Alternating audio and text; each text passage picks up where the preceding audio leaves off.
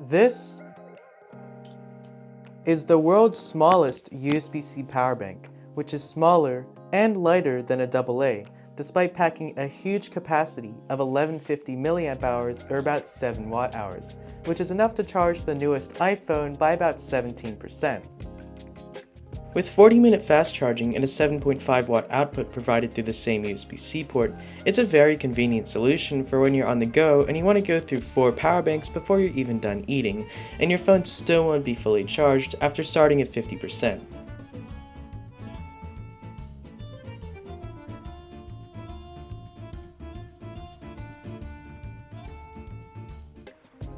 Using my special 2-step assembly technique, which includes my quantum weight-saving case design, not only does the included 10,000 lumen flashlight still shine through, transformed from a bright white to a warmer calculus yellow, but protection against short circuits and scratches is offered to a certain extent, while still allowing you to access this conveniently placed 2.6 by 1.6mm button for state of charge indication with a short press and flashlight control with a long press. But even when you can't see the 4-bar state of charge indication, there's no need to worry, because when it reaches less than about 2 bars, if the device being charged is drawing enough power like a phone, the charging will start rapidly cutting off and restarting, which I'm sure is very healthy for its internal power circuitry. Looking back, this is because I placed the temperature sensor meant for the battery near the power circuitry instead, which heats up a few degrees more and causes temperature protection to kick in a bit early. That also explains why it only happens when discharging at higher power levels for a long time, because it takes it a while to heat up that much. When it's time to recharge, simply choose between either using a USB-C violating male-to-female cable, having the other 2 ports of your 3-port USB-C hub blocked, or hanging your USB-C charging hub off the edge of your table like this. Now, you might be asking yourself, who would want this? And honestly, I'm asking myself the same question. And the only practical applications I can think of is if you want to charge some of your devices without a wire, like a keyboard, mouse, or headphones, or maybe even a wireless mic, if you're recording for hours on end and you don't want to constantly have to swap mics, which is why I originally made this project before I realized I had planned everything really poorly and there's no way the batteries for it would arrive on time for the event I would use it for. Speaking of batteries, I went with a cylindrical lithium-ion instead of a LiPo so that its weight wouldn't tilt the mic to the side that much when it's plugged in.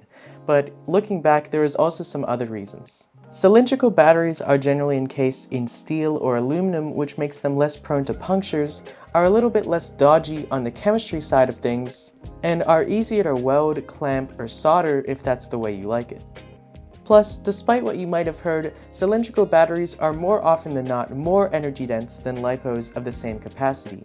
And if I were to use a LiPo in this instance, it would be just about the same weight, but twice as big.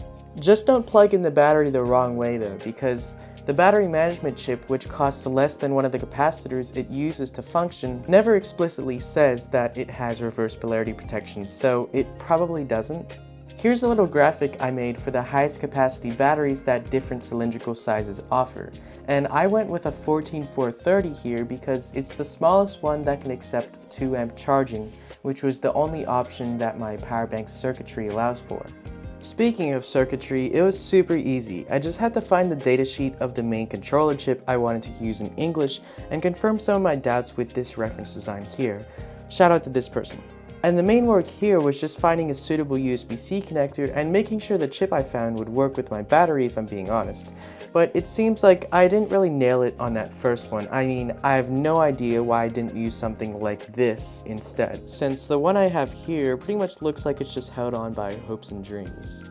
Anyways, that main controller chip ended up being the slowest charging power bank IC I could find, the IP5219, since I could exceed the battery's ratings if I went any faster.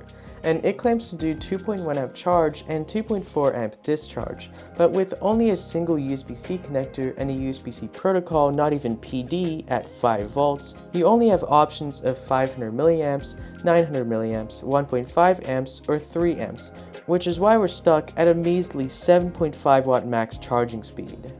Well, at least for devices that are actually compliant, because my Osmo Pocket 3 here is pulling 9 watts even though it's told it's only allowed 7.5 watts, and my power bank doesn't care because that's still well within its limits.